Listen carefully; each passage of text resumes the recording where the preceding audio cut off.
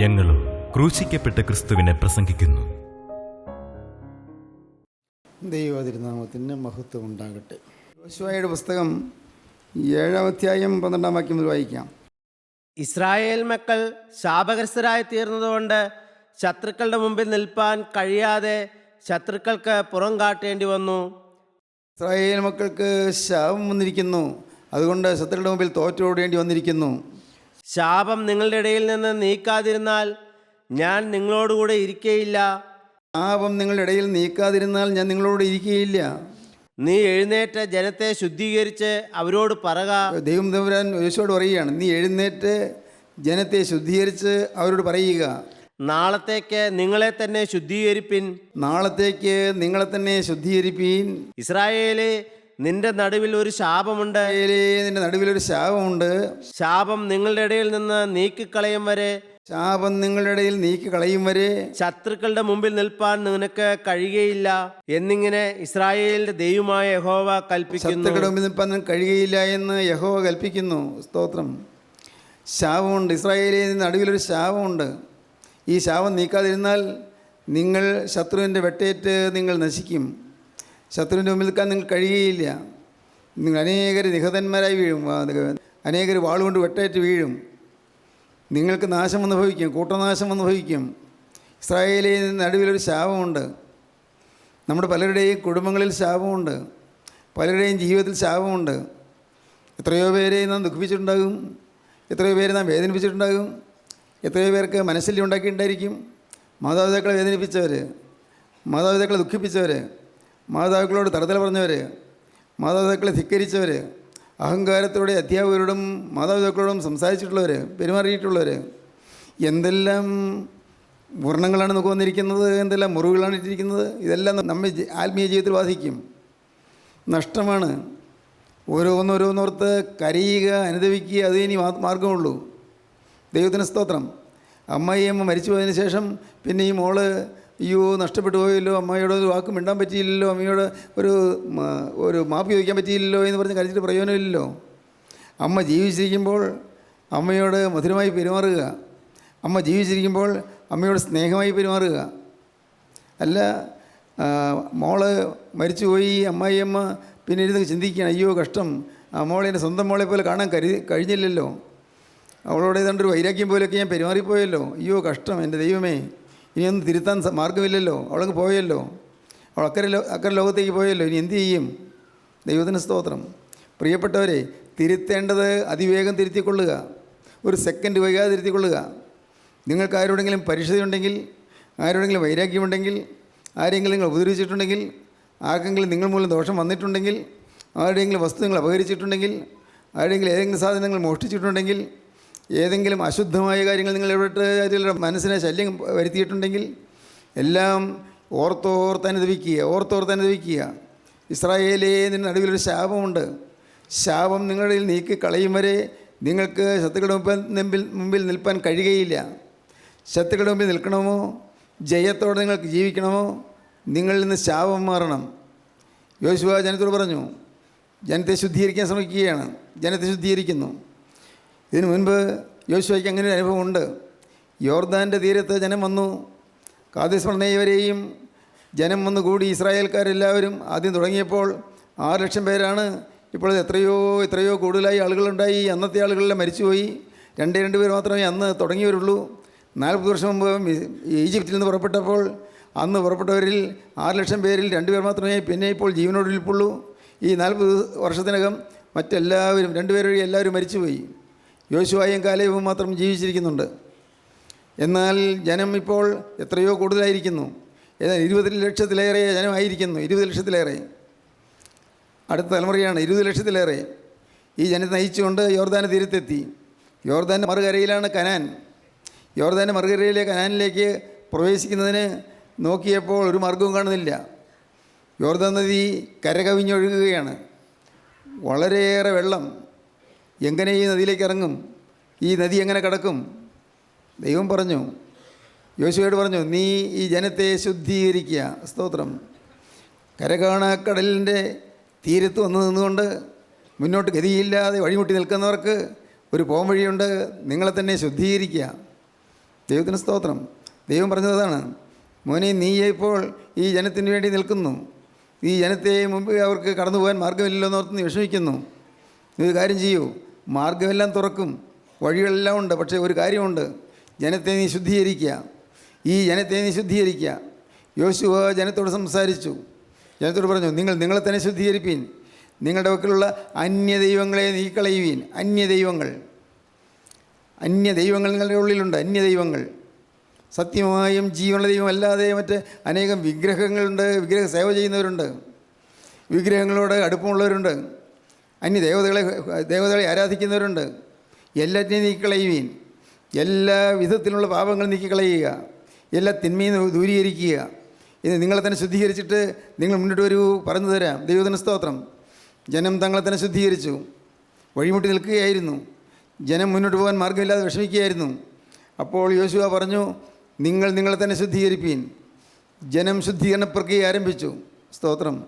സഹോദരങ്ങളെ, ഞാനിന്ന് ഈ വചനത്തിന് എഴുന്നേൽക്കുന്നതിന് മുമ്പ് കരുണയുള്ള കർത്താവ് എനിക്ക് 2 വചനം തന്നു. 1, കൈപ്പത്തിയോളം മേഘം കാണുന്നുണ്ട്. 2, മഴയുടെ മുഴക്കം കേൾക്കുന്നുണ്ട്. ദൈവത്തിന് സ്തോത്രം. 2 വാക്യം പറഞ്ഞു തന്നു. നിങ്ങൾക്ക് വല്ലതും മനസ്സിലായോ? കൈപ്പത്തിയോളം മേഘം കാണുന്നുണ്ട്. നമ്മുടെ കൂട്ടായ്മയിൽ കൈപ്പത്തിയോളം മേഘം കാണുന്നുണ്ട്. 3.5 വർഷം മഴ പെയ്യാത്ത ദേശത്ത് അന്ന് ഏലിയാവ് പ്രാർത്ഥിച്ച് കർമ്മേൽഗിരിയിൽ തീയിറക്കി. ദൈവത്തിന് സ്തോത്രം. ബാലിൻ്റെ പ്രവാചകന്മാർ എല്ലാവരും വധിക്കപ്പെട്ടു, എല്ലാവരും നശിപ്പിച്ചു.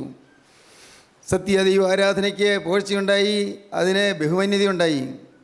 ആഹാബ് രാജാവും രാജാവിൻ്റെ ഭാര്യ ഇസ്രയേലും തോറ്റു തുന്നം പാടി. വിഗ്രഹാരാധനയെ പ്രോത്സാഹിപ്പിച്ച ഭരണാധികാരികൾ അവർ ലജ്ജിതരായി തീർന്നു. ദൈവഭക്തനായ ഏലിയാവ് വിജയിച്ചു. അപ്പോൾ ഏലിയാവ് തൻ്റെ ഭക്തനോട് പറഞ്ഞു, നീ ഒന്ന് പോയി നോക്കുക, എന്തെങ്കിലും കാണുന്നുണ്ടോ, ആകാശത്തിലേക്ക് നോക്കുക. അവൻ നോക്കിയിട്ട് വന്നു, ഒന്നും കാണുന്നില്ല. പിന്നെയും പറഞ്ഞു, ഒന്നുകൂടെ പോയി നോക്കുക. ഇല്ല, ഒന്നും കാണുന്നില്ല. പിന്നെയും പറഞ്ഞു, ഒന്നുകൂടെ ഒന്ന് നോക്കുക, ഒന്നും കാണുന്നില്ല. 7 പ്രാവശ്യം അങ്ങനെ പറഞ്ഞപ്പോൾ 7-ാം പ്രാവശ്യം ഏലിയാവ് പറഞ്ഞു, നീ ചെന്ന് നോക്കിയിട്ട് വരിക. അപ്പോൾ അവൻ പറഞ്ഞു, കൈപ്പത്തിയോളം മേഘം കാണുന്നുണ്ട്. കൈപ്പത്തിയോളം മേഘം, മഴയാനുള്ള സാധ്യതയുണ്ട്. ദൈവത്തിന് സ്തോത്രം. മഴ പെയ്യും. 3 വർഷം മഴ പെയ്യാതിരുന്ന ദേശത്ത് മഴ പെയ്യും. എന്തൊരു അത്ഭുതം! ഏലിയാ പ്രവാചകൻ ഒരാളുടെ പ്രാർത്ഥനയ്ക്ക് നേരെ കരുണ ചൊരിഞ്ഞ ജീവനുള്ള ദൈവം ആ വരണ്ട ഭൂമിയിലേക്ക് മഴ പെയ്യാൻ തുടങ്ങി. മഴയുടെ പെരുമഴയുടെ മുഴക്കം കേൾക്കുന്നുണ്ട്. പെരുമഴയുടെ മുഴക്കം. എന്താണ് ഈ പറഞ്ഞതിൻ്റെ അർത്ഥം? പ്രിയപ്പെട്ടവരെ, നാം ഇന്ന് സാധുക്കളാണ്, നാം ഇന്ന് നിസ്സാരരാണ്. നമുക്ക് പേരും പെരുമയും ഒന്നുമില്ല. നാം പല സഭകളിലുള്ളവർ ഒരുമിച്ച് കൂടിയിരിക്കുന്നു. നമുക്ക് സമുദായ വ്യത്യാസമില്ല, സഭാഭേദമില്ല. പല സഭകളിലുള്ളവർ ഒരുമിച്ച് കൂടിയിരിക്കുന്നു. നാം ദൈവത്തിൻ്റെ വചനം കേൾക്കുന്നു, ദൈവത്തിൻ്റെ വചനം അറിയുന്നു, ദൈവത്തിൻ്റെ വചനം പ്രസ്താവിക്കുന്നു. പക്ഷേ ഒരു കാര്യം, ഇതാ മഴയുടെ മുഴക്കം കേൾക്കുന്നുണ്ട്. മഴ പെയ്യാത്ത സഭകളിൽ, മഴ പെയ്യാത്ത കൂട്ടായ്മകളിൽ, ആത്മാവിൻ്റെ മാരിയില്ലാത്ത കൂട്ടായ്മകളിൽ ഇതാ മഴയുടെ മുഴക്കം കേൾക്കുന്നുണ്ട്. ദൈവത്തിന് സ്തോത്രം. ഉണർവിൻ്റെ കാറ്റ് വീശുന്നുണ്ട്. അനേകർ ഉണർന്നു വരുന്നുണ്ട്. അനേകരെ ശുദ്ധീകരണം അനുഭവിക്കുന്നുണ്ട്. ശുദ്ധീകരണം. ഇസ്രായേലേ, നീ നിന്നെ തന്നെ ശുദ്ധീകരിക്കുക.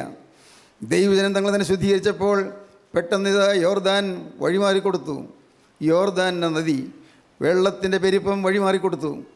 എത്രയോ മൈലുകൾ വെള്ളം അങ്ങോട്ടും ഇങ്ങോട്ടും മാറി, താഴോട്ടും മാറി, മുകളിലോട്ടും മാറി. നല്ല ഉണങ്ങിയ നിലത്ത് കൂടി ആ 20 ലക്ഷം ആളുകൾ അക്കരെ കടന്നു. ദൈവത്തിന് സ്തോത്രം. എന്തൊരത്ഭുതം! തങ്ങളെ തന്നെ ശുദ്ധീകരിച്ചപ്പോൾ അടഞ്ഞ വാതിലുകൾ തുറന്നു. പ്രിയപ്പെട്ടവരെ, നിങ്ങളുടെ ജീവിതത്തിൽ നിരാശ പറ്റിയ കാര്യങ്ങൾ നിങ്ങൾക്ക് പലതുകൊണ്ടായിരിക്കും. അടഞ്ഞ വാതിലുകൾ പലതുകൊണ്ടായിരിക്കും.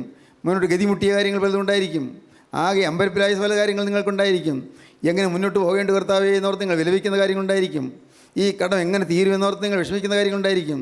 കർത്താവേ, ഈ രോഗത്തിന് ഒരു ശമനമുണ്ടോ എന്നോർത്ത് നിങ്ങൾ കരയുന്ന കാര്യങ്ങളുണ്ടായിരിക്കും. എൻ്റെ കുടുംബത്തിൽ ഒരു സമാധാനം കിട്ടുമോ കർത്താവേ എന്ന് ചോദിച്ചുകൊണ്ട് അലയുന്നവർ പലരുടെയും ഹൃദയങ്ങളിൽ അലച്ചിലുണ്ടായിരിക്കും. ദൈവത്തിന് സ്തോത്രം. വഴിമുട്ടി നിൽക്കുന്ന ജീവിതത്തിൽ കർത്താവ് പറയുന്നു, സ്തോത്രം, നിന്നെ തന്നെ ശുദ്ധീകരിക്കുക. നിൻ്റെ ജീവിതത്തിലുള്ളതായ തിന്മകൾ നീ കണ്ടെത്തുക, പാപങ്ങളെ നീ കണ്ടെത്തുക.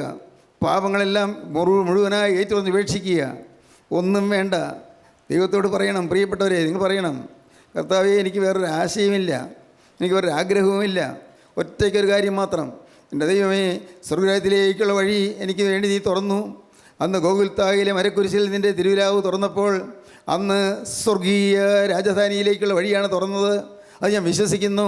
പാപിയായി എന്നെ സ്വർഗത്തിലേക്ക് സ്വീകരിക്കാനുള്ള വഴി തുറന്നിരിക്കുന്നു. ഞാൻ വിശ്വസിക്കുന്നു. ഇപ്പോൾ കർത്താവേ, ഞാനിതാ വരുന്നു. എനിക്ക് വേണ്ടി എല്ലാ വിഘ്നങ്ങളെയും തട്ടി മാറ്റണമേ. ദൈവത്തിന് സ്തോത്രം. എൻ്റെ വഴി മുടക്കുന്നതായ അനേകം പ്രശ്നങ്ങൾ എന്നെ തുറച്ചു നോക്കുന്നുണ്ട്. അനേകം ആകുലങ്ങൾ എന്നെ വലയം ചെയ്യുന്നുണ്ട്. അനേകം ആകുലാദികൾ എന്നെ ഞെരിക്കുന്നുണ്ട്. കർത്താവേ, നീ ഇപ്പോൾ മനസ്സലിഞ്ഞ് എൻ്റെ നേരെ നിന്റെ കരവും നീട്ടി എന്നെ നീ ഒന്ന് വിടുവിക്കണമേ. എന്നെ തന്നെ ശുദ്ധീകരിക്കാനുള്ള ഒരു വിവേകം എനിക്ക് തരണമേ. വിവേകം, എന്നെ ശുദ്ധീകരിക്കാനുള്ളതായി സുബോധം എനിക്ക് തരണമേ. അനേകം കാര്യങ്ങളിൽ എൻ്റെ ജീവിതം പാഴുശൂന്യമായി കിടക്കുന്നു. തെറ്റുകൾ ഏറെയേറെ സംഭവിച്ചു പോയിരിക്കുന്നു. അനേകം പാപങ്ങൾ വന്നിരിക്കുന്നു. തന്മൂലം അനേകം ശാപങ്ങൾ എൻ്റെ മേലെ വന്നിരിക്കുന്നു. എൻ്റെ കർത്താവേ, എൻ്റെ ഈ പ്രായം വരെയും എന്തെല്ലാമാണ് ഞാൻ ചെയ്തു കൂട്ടിയത്, പറഞ്ഞു കൂട്ടിയത്. എൻ്റെ ദൈവമേ, ഇപ്പോൾ എനിക്ക് ഓർക്കുമ്പോൾ പേടിയാകുന്നു. ദൈവത്തിന് സ്തോത്രം. നിങ്ങൾ പറയണം പ്രിയപ്പെട്ടവർ, ദൈവത്തോട് പറയണം, ഉള്ളു തുറന്ന് പറയണം. എന്തെല്ലാമായിരുന്നു നമ്മുടെ ജീവിതത്തിൻ്റെ ഗതികൾ, എങ്ങനെയെല്ലാമായിരുന്നു, എവിടെയെല്ലാമാണ് പോയത്, എവിടെയെല്ലാമാണ് ചെന്ന് നിന്നത്, എന്തെല്ലാമാണ് കുടിച്ചത്. എൻ്റെ ദൈവമേ, ദൈവത്തിന് സ്തോത്രം. എന്തെല്ലാം കാര്യങ്ങളിലാണ് ഇടപെട്ടത്. ആവശ്യമില്ലാത്ത കാര്യങ്ങളിൽ ഇടപെട്ട് പള്ളിയിൽ കേസുണ്ടാക്കാൻ പോയില്ലേ? ആവശ്യമില്ലാത്ത കാര്യങ്ങൾ ഇടപെട്ട് പള്ളിയിൽ വഴക്കുണ്ടാക്കാൻ പോയില്ലേ? പ്രിയപ്പെട്ടവരെ, കക്ഷിയുടെ സ്പർദ്ധ മൂലം അനേകരുടെ ജീവിതത്തിൽ വഴിയാധാരമാക്കിയില്ലേ? ചിലർ മരിക്കാനിടയായില്ലേ? ദൈവത്തിന് സ്തോത്രം. എന്തെല്ലാമാണ് ചെയ്തു കൂട്ടിയത്, നിസ്സാരമൊന്നുമല്ല. ഇതെല്ലാം ചോദിക്കുന്നൊരു ദിവസമുണ്ട്, എല്ലാം കണക്ക് കൂട്ടുന്നൊരു ദിവസമുണ്ട്. എല്ലാം ന്യായാധിപതിയുടെ മുമ്പിലേക്ക് വരുമ്പോൾ എല്ലാം ചോദിക്കും. ദൈവത്തിന് സ്തോത്രം. ന്യായവിധിയുണ്ട്. ഒരു വലിയൊരു ന്യായവിധി നമുക്ക് വേണ്ടി കാത്തിരിക്കുന്നു. വലിയൊരു ന്യായവിധി.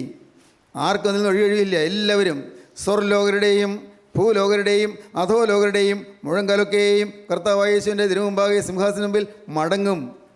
ഫിലിപ്പിയ ലേഖനം 2-ാം അധ്യായത്തിൽ പറയും, സ്വർലോകരുടെയും ഭൂലോകരുടെയും അധോലോകരുടെയും മുഴങ്കാലൊക്കെയും മടങ്ങും. ദൈവത്തിന് സ്തോത്രം. അന്ന് ഞാനും നിങ്ങളും നിൽക്കും. എല്ലാവരും ചെന്ന് നിൽക്കും. പുസ്തകങ്ങൾ തുറക്കും. ജീവൻ്റെ പുസ്തകം എന്ന മറ്റൊരു പുസ്തകവും തുറക്കും. പുസ്തകങ്ങൾ തുറക്കുമെന്ന് പറയുന്നത് ഓർമ്മയുടെ പുസ്തകമാണ്. നമ്മുടെ പേരിലുള്ളതായ ചാർജുകളെല്ലാം എഴുതി വെച്ചിരിക്കുന്ന അകൃത്യങ്ങളുടെ ലിസ്റ്റാണതിൽ. പാപങ്ങളുടെ ലിസ്റ്റാണ്. എല്ലാം രേഖപ്പെടുത്തിയിട്ടുണ്ട്. സ്തോത്രം. വിശ്വസിക്കുന്നുണ്ടോ നിങ്ങളിതെല്ലാം? പ്രിയപ്പെട്ടവരെ, കർത്താവിൻ്റെ ഈ മാറ്റമില്ലാത്ത വചനം പറയുന്നതാണ് ഇതെല്ലാം. അതുകൊണ്ടാണ് നമ്മുടെ പിതാക്കന്മാർ വേദനയോടെ പാടിയത്, സങ്കടത്തോടെ പാടി. പിതാക്കന്മാർക്ക് അറിയാമായിരുന്നു ന്യായവിധിയുടെ ഗൗരവം എന്താണെന്ന് അറിയാമായിരുന്നു. ന്യായാധിപനേ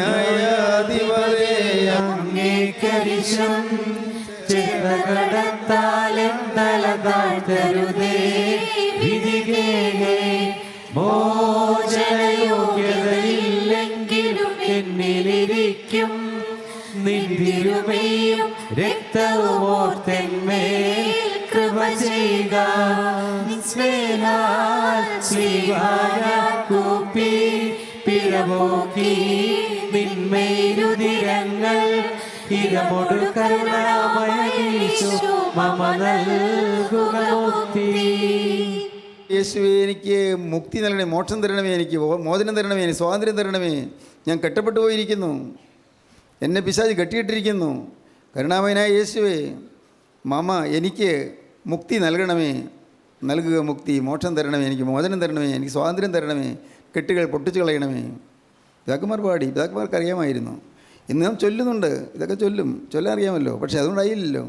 അർത്ഥം അറിയണ്ടേ? എത്രയെത്ര ബന്ധനങ്ങളാണുള്ളത്. എത്രയെത്ര ബന്ധനങ്ങൾ, എത്രയെത്ര ശാപകരമായ കാര്യങ്ങളാണ് വന്നുപോയത്. ദൈവമേ, ഓർത്തു നോക്കിയാൽ അറുതിയുണ്ടോ? ചിലർ ഭൂമി കൈവശമാക്കിയത് ചില കുതന്ത്രങ്ങളിൽ കൂടിയാണ്. സ്വത്തുണ്ടാക്കിയത് ചില അഴിമതികളിൽ കൂടിയാണ്. അനേകർ പണം ഉണ്ടാക്കിയത് ചില അശുദ്ധമായ സാഹചര്യങ്ങളിൽ കൂടിയാണ്, തെറ്റായ വഴികളിലൂടെയാണ്. എന്തെല്ലാം കാര്യങ്ങളാണ് സംഭവിച്ചത്. ദൈവത്തിന് സ്തോത്രം. കർത്താവായ യേശുവിൻ്റെ തിരുശരീര രക്തവും തന്നുരുധിരങ്ങൾ, തിരുശരീരവും തിരുരക്തവും എനിക്ക് വേണ്ടി പകർന്നതിനാൽ കർത്താവെ, ഞാൻ മോചനത്തിന് വേണ്ടി യാചിക്കുകയാണ്. മോചനത്തിന് അർഹതയില്ല, എനിക്ക് മോചന യോഗ്യതയില്ല. എങ്കിലിരിക്കും നിൻ്റെ തന്നുരുധിരങ്ങളാൽ, നിൻ്റെ ശരീരത്താലും രക്തത്താലും, നീ എനിക്ക് വേണ്ടി ചിന്തിയ തിരുരക്തത്താൽ കർത്താവെ, ആ ക്രൂശ് മണ്ഡലത്തിൽ ഞാൻ വിശ്വസിക്കുകയും എൻ്റെ സകല ഭാവമൊക്കെ ശുദ്ധീകരിക്കുന്ന ക്രൂശിലെ തിരുരക്തത്തിൽ ഞാൻ ആശ്രയിക്കുകയും ചെയ്യുന്നതുകൊണ്ട് ഇപ്പോൾ കർത്താവെ, നീ എനിക്ക് മോചനം തരണമേ.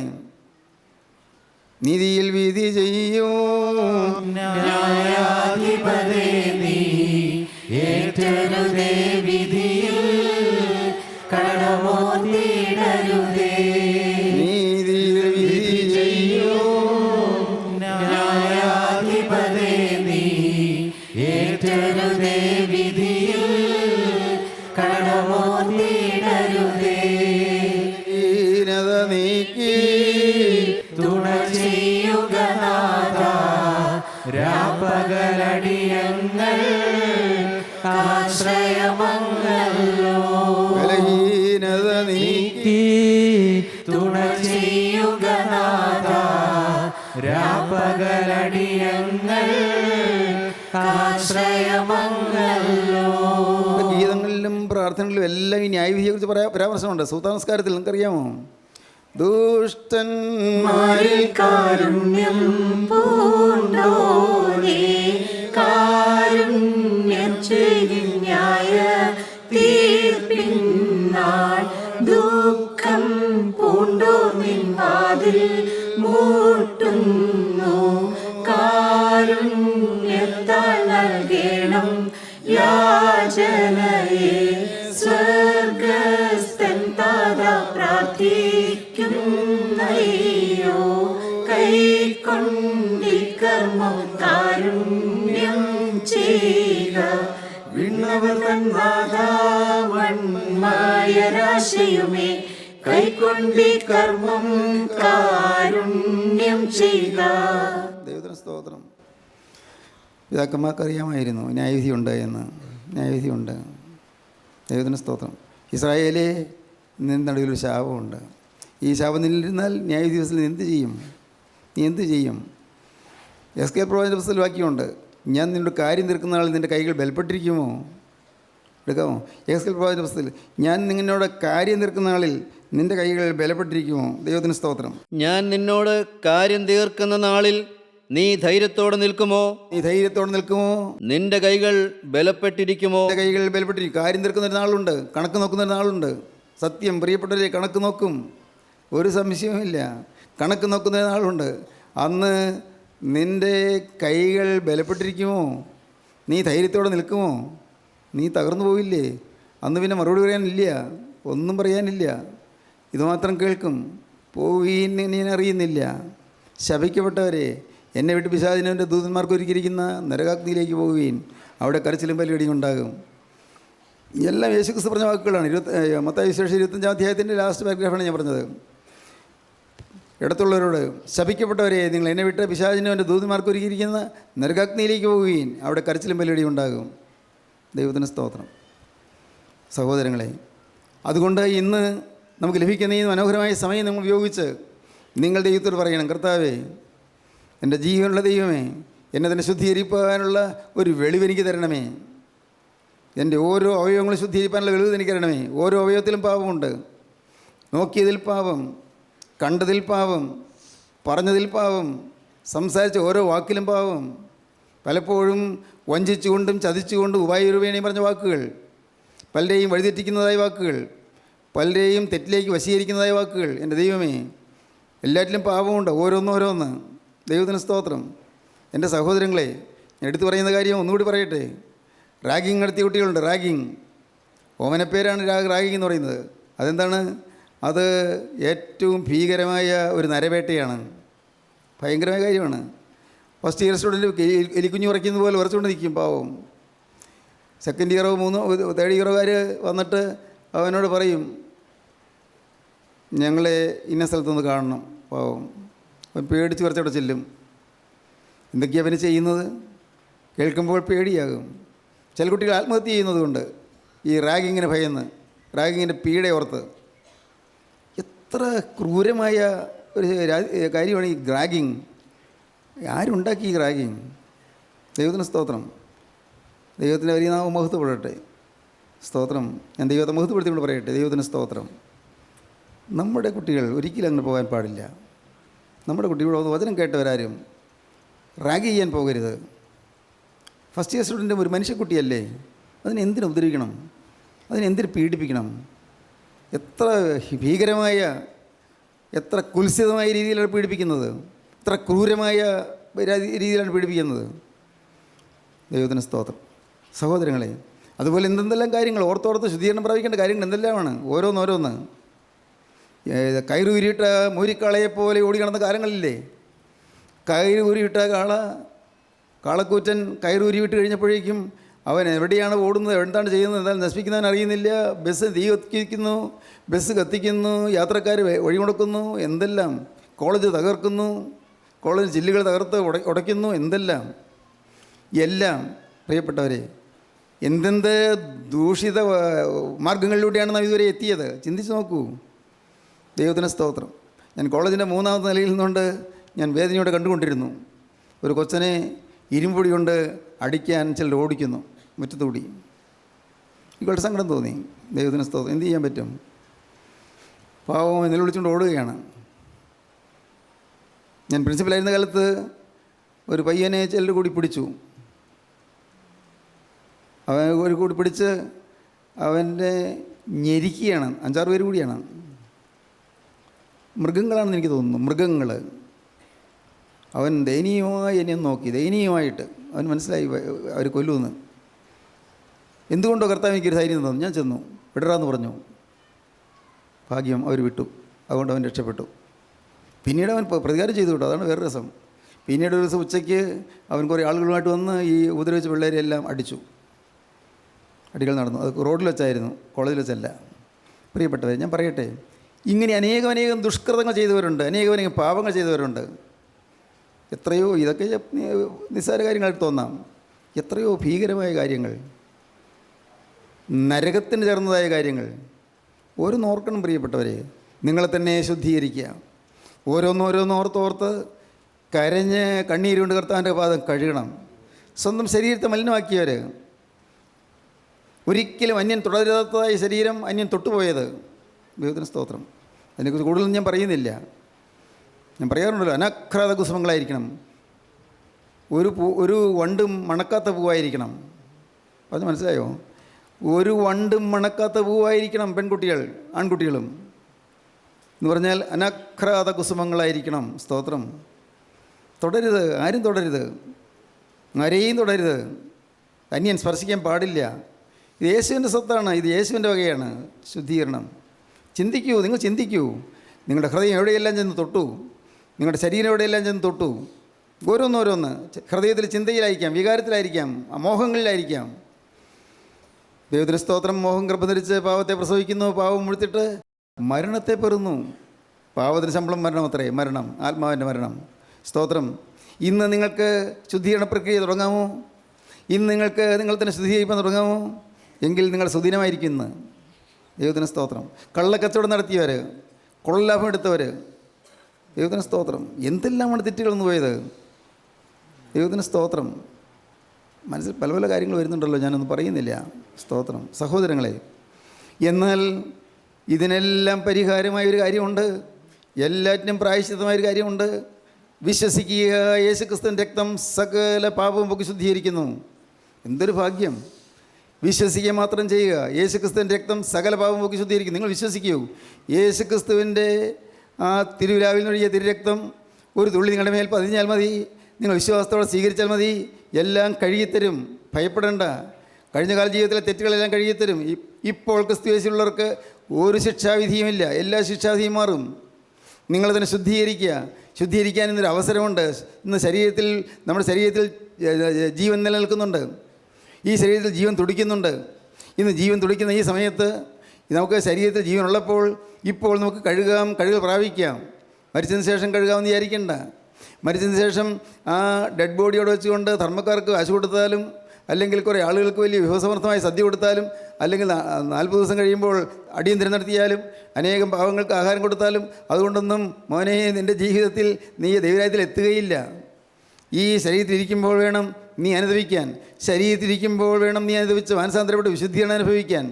ഇല്ലെങ്കിൽ പിന്നെ കൈമോശം വന്നു പോകും, പോയിപ്പോകും. ദൈവത്തിന് സ്തോത്രം. ദൈവത്തിന് വലിയ നാമമഹത്വപ്പെട്ടെ. ആർക്ക് ഈ തീരുമാനമുണ്ട്? ഇന്ന് ഒരു ശുദ്ധീകരണത്തിന് വേണ്ടി ഒരുങ്ങാൻ ആർക്ക് താല്പര്യമുണ്ട്? നിങ്ങൾക്ക് ഇപ്പോൾ ആഗ്രഹമുണ്ടോ? കർത്താവേ, വന്നതെല്ലാം വന്നു പോയല്ലോ, ഇന്ന് ഞാനിതാ എന്നെ നിൻ്റെ കരങ്ങളിലേക്ക് ഏൽപ്പിക്കുകയാണ്. എനിക്ക് വേണ്ടി തകർന്ന കരങ്ങളിലേക്ക് ഈ നിസ്സാര ജീവിതം ഞാൻ പരമേൽപ്പിക്കുകയാണ്.